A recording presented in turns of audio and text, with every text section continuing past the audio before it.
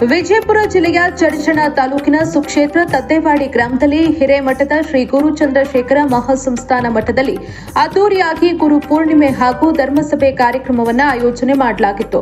ಗುರು ಪೂರ್ಣಿಮೆಯ ನಿಮಿತ್ತ ನಡೆದ ಸಮಾರಂಭದಲ್ಲಿ ಹಿರೇಮಠದ ಶ್ರೀ ಗುರುಪಾದೇಶ್ವರ ಶಿವಾಚಾರ್ಯ ಮಹಾಸ್ವಾಮಿಗಳು, ಶ್ರೀ ಚಂದ್ರಶೇಖರ ಶಿವಾಚಾರ್ಯ ಮಹಾಸ್ವಾಮಿಗಳು, ಆಲಮೇಲ ಶ್ರೀ ಅಭಿನವ ರಾಚುಂಟೇಶ್ವರ ಶಿವಾಚಾರ್ಯ ಮಹಾಸ್ವಾಮಿಗಳು, ತಡವಲಗ ಸೇರಿದಂತೆ ಇನ್ನೂ ಅನೇಕ ಪೀಠಾಧಿಪತಿಗಳು, ಸಂತರು, ಶರಣರ ದಿವ್ಯ ಸಾನ್ನಿಧ್ಯದಲ್ಲಿ ಧರ್ಮಸಭೆ ನಡೆಯಿತು. ಕಾರ್ಯಕ್ರಮಕ್ಕೂ ಮುನ್ನ ಶ್ರೀ ಚಂದ್ರಶೇಖರ ಶಿವಾಚಾರ್ಯರ ಭಾವಚಿತ್ರವನ್ನ ಹಾಗೂ ಧರ್ಮಸಭೆಗೆ ಆಗಮಿಸಿದ ಸ್ವಾಮೀಜಿಯವರನ್ನ ಬೆಳ್ಳಿ ಸಾರೂಟಿನಲ್ಲಿ ಕೂರಿಸಿ ಗ್ರಾಮದ ಪ್ರಮುಖ ಬೀದಿಗಳಲ್ಲಿ ಅನೇಕ ಜಾನಪದ ಕಲಾ ತಂಡಗಳ ಕಲಾ ಪ್ರದರ್ಶನದ ನಡುವೆ ಅದ್ದೂರಿ ಮೆರವಣಿಗೆ ವೇದಿಕೆಗೆ ಬರಮಾಡಿಕೊಳ್ಳಲಾಯಿತು.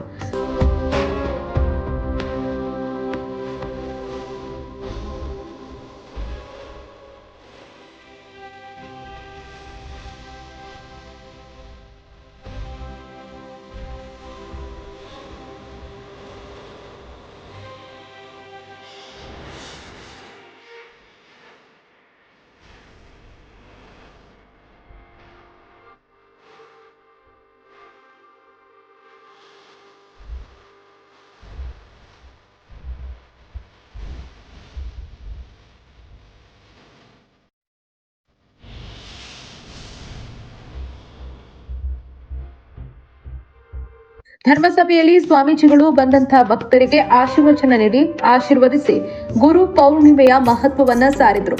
ಕಾರ್ಯಕ್ರಮದಲ್ಲಿ ಅನೇಕ ಗಣ್ಯರನ್ನ ಸನ್ಮಾನಿಸಲಾಯಿತು. ಬಂದಂತಹ ಭಕ್ತಾದಿಗಳಿಗೆ ಶ್ರೀಮಠದ ವತಿಯಿಂದ ಅನ್ನದಾಸೋಹದ ವ್ಯವಸ್ಥೆಯನ್ನ ಅಚ್ಚುಕಟ್ಟಾಗಿ ಮಾಡಲಾಗಿತ್ತು.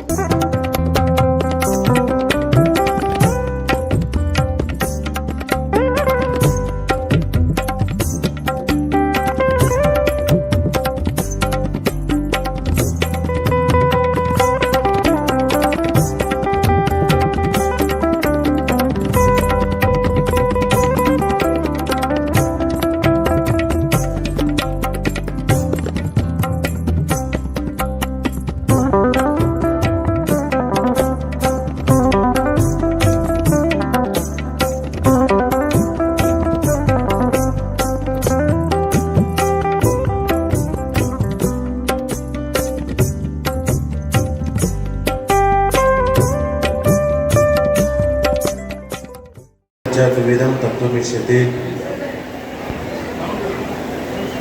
स्वतंत्रो भगवान शंकर भावाभावोद्विदेतरत परम पूज्य तत्तेवाडी ಶ್ರೀಮಠದ ಪರಮ ಪೂಜ್ಯದ್ವಯರ ಕರ್ತೃಗತಿಗೆ ಸಾಷ್ಟಾಂಗ ಪ್ರಣಾಮಗಳನ್ನು ಸಲ್ಲಿಸುತ್ತಾ ವೇದಿಕೆಯ ಮೇಲೆ ವಿರಾಜಮಾನರಾಗಿರುವಂತಹ ಶಟಸ್ಥಲ ಬ್ರಹ್ಮ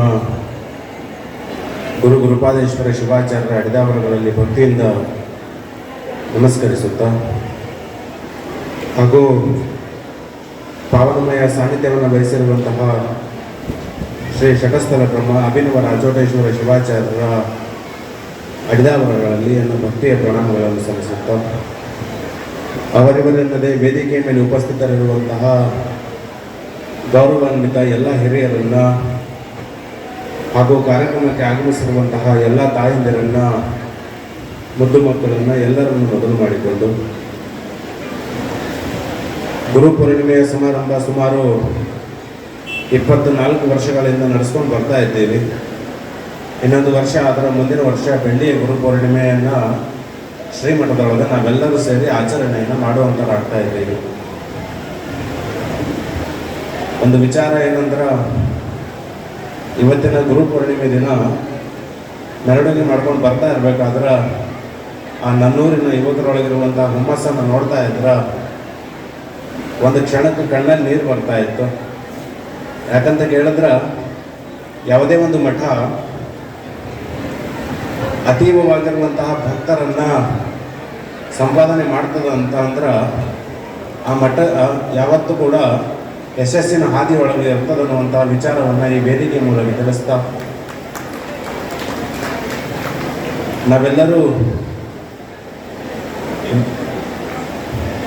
ನಾವೆಲ್ಲರೂ ವೀರಶೈವ ಧರ್ಮದವರಾಗಿದ್ದೇವೆ. ವೀರಶೈವ ಧರ್ಮದೊಳಗ ಒಂದು ಮಹಾಗ್ರಂಥ ಆದ ಸಿದ್ಧಾಂತಕ ಶಿಖಾಮಣಿ ಸಿದ್ಧಾಂತಕ ಶಿಖಾಮಣಿ ಒಳಗೆ ಏನು ಹೇಳ್ತಾರೆ ಅಂತ ಕೇಳಿದ್ರೆ, ನಮ್ಮೆಲ್ಲರಿಗೂ ಗುರುವಿನಿಂದಲೇ ಮೋಕ್ಷ ಅದ ಅಂತ ಹೇಳ್ತಾ ಇರ್ತಾರೆ. ಸುಮಾರು ಶಾಸ್ತ್ರಗಳದಾವ ಭಾರತ ದೇಶದೊಳಗೆ. ಅದ್ವೈತ ವೇದಾಂತ ಅದ, ದ್ವೈತ ವೇದಾಂತ ಅದ, ನಮ್ಮ ವೀರಶೈವ ಧರ್ಮದೊಳಗೆ ಸಿದ್ಧಾಂತಕ ಶಿಖಾಮಣಿ ಅದ. ಅದ್ವೈತದ ಶಾಸ್ತ್ರ ಏನು ಹೇಳ್ತಾ ಇರ್ತದೆ ಅಂತ ಕೇಳಿದ್ರೆ, ಅಹಂ ಬ್ರಹ್ಮಾಸ್ಮಿ ಅನ್ನುವಂಥ ವಿಚಾರವನ್ನು ಹೇಳ್ತಾ ಇರ್ತದೆ. ನಾನೇ ಬ್ರಹ್ಮ ಅದೀನಿ ಅಂತ ಹೇಳ್ತಾ ಇರ್ತದೆ. ದ್ವೈತ ವೇದಾಂತ ಭಗವಂತನಿಂದಲೇ ಮೋಕ್ಷ ಅಂತ ಹೇಳ್ತಾ ಇರ್ತಾರೆ. ಆದರೆ ಇವೆಲ್ಲದಕ್ಕಿಂತಲೂ ಮಿಗಿಲಾಗಿರುವಂತಹ ವೀರಶೈವ ಧರ್ಮ ಸಿದ್ಧಾಂತಕ ಶಿಖಾಮಣಿ ಏನು ಹೇಳ್ತಾ ಇರ್ತದೆ ಅಂತ ಕೇಳಿದ್ರೆ, ಗುರುವಿನಿಂದಲೇ ಮೋಕ್ಷ ಅಂತ ಹೇಳ್ತಾ ಇರ್ತದೆ. ಅಂತಹ ಗುರುವಿನ ಸಾನ್ನಿಧ್ಯದೊಳಗೆ ನಾವೆಲ್ಲರೂ ಸೇರಿದ್ದೆವು. ಈ ಗುರುಪೂರ್ಣಿಮೆ ಮೂಲಕ ನಮ್ಮೆಲ್ಲರ ಜೀವನ ಮೋಕ್ಷದೆಡೆಗೆ ಸಾಗಲಿ ಎನ್ನುವಂಥ ವಿಚಾರವನ್ನು ಈ ವೇದಿಕೆ ಮೂಲಕ ತಿಳಿಸ್ತಾ, ನಾನು ತದ್ದೇವಾಡಿ ಕಾಶಿನಾಥ್ ಪಾಟೀಲ್ ರೀ, ಮಠದ ಶಿಷ್ಯ. ಈ ಮಠದ್ದು ತಮ್ಮ ಮನಸ್ಸಿಗೆ ಎಲ್ಲಿ ಯಾವ ಯಶಸ್ಸು ಮಾಡ್ಲಿಕ್ತೀರಿ, ನಿಮ್ಗೆ ಆಗುವಂಥ ಪವಾಡಗಳೇನು, ಇಲ್ಲಿರುವಂಥ ಫೆಸಿಲಿಟೀಸ್ ಏನದಾವ? ಒಂದು ಮಾತು ನಿಮ್ಗೆ ಹೇಳಕ್ಕೆ ಇಷ್ಟಪಡ್ಬೇಕಂತಂದ್ರೆ, 12ನೇ ಶತಮಾನದೊಳಗೆ ಅಣ್ಣ ಬಸವಣ್ಣವರು ಏನು ಅನುಭವದ ಮಂಟಪ ಮಾಡಿದಾರಲ್ಲ, ಆ ಥರ ನಮ್ಮ ತದ್ದೇವಾಡಿ ಕೀರ್ತಿ ಬೆಳೆಯುವಾಗ ಮಾಡುವಂಥ ಪ್ರಯತ್ನದೊಳಗೆ ನಮ್ಮ ತದ್ದೇವಾಡಿ ಊರಿನ ಎಲ್ಲ ಒಂದು ಭಕ್ತರು, ಮಠದ ಎಲ್ಲ ಭಕ್ತರು ಆ ಪ್ರಯತ್ನದಲ್ಲಿ ನಾವು ಯಾಕಂತ ಕೇಳಿದ್ರೆ, ಬಸವಣ್ಣವರು ಆಳಿ ಹೋಗಿರುವಂಥ ಊರ ಇದು ನಮ್ಮ ತದ್ದೇವಾಡಿ ಊರ. ಅವ್ರ ಟೈಮ್ದೊಳಗೆ ನಮ್ಮ ಊರ ಖಜಾನ್ಸಿ ಇತ್ತು. ಅದಕ್ಕೆ ಆ ಬಸವಣ್ಣವರು ಆಳಿ ಹೋಗಿರುವಂಥ ಊರ, ಅವರು ಧರ್ಮದ ಒಂದು ಅನುಭವ ಮಂಟಪ, ಅಲ್ಲಂ ಪ್ರಭುಗಳ ಸಂಘಟ ಅನುಭವ ಮಂಟಪದೊಳಗೆ ಏನು ಜಾತಿ ಭೇದವಿಲ್ಲದೆ ಎಲ್ಲರಿಗೂ ಕೂಡಿಸ್ಕೊಂಡಿದ್ರಲ್ಲ, ಅಂಥ ಒಂದು ಪವಾಡ ತದ್ದೇವಾಡಿ ಒಳಗೆ ನಡಿಬೇಕು. ಇವತ್ತಿನ ಈ 26ನೇ ಶತಮಾನದೊಳಗೆ ಅಂದ್ರೆ 2026ರಲ್ಲಿ ಈಗೇನು ನಡೆದದ, ಇದು ನಾವು ಅಂದಿನ ಒಂದು ಅಲ್ಲಂ ಪ್ರಭುನ ಅನುಭವದ ಮಂಟಪ ನೆನಪಾಗ್ತದೆ. ಮತ್ತು ಆ ಅನುಭವದ ಮಂಟಪದ ಹೆಂಗೆ ಕೀರ್ತಿ ಬೆಳೆದದ ಆ ಮಟ್ಟಕ್ಕೆ ಒಯ್ಯಬೇಕು ಅನ್ನೋಂಥ ಪ್ರಯತ್ನ ನಮ್ಮಲ್ಲಿದೆ. ಒಟ್ಟಾರೆ ನಿಮ್ಮ ಗ್ರಾಮಸ್ಥರದ ಇಲ್ಲಿ ಹೆಂಗೈತಿ? ಈ ಗ್ರಾಮಸ್ಥರು ಮಠ ಅಂದ್ರೆ ತಮ್ಮ ಮನಿ ಇದ್ದು ಹಂಗೆ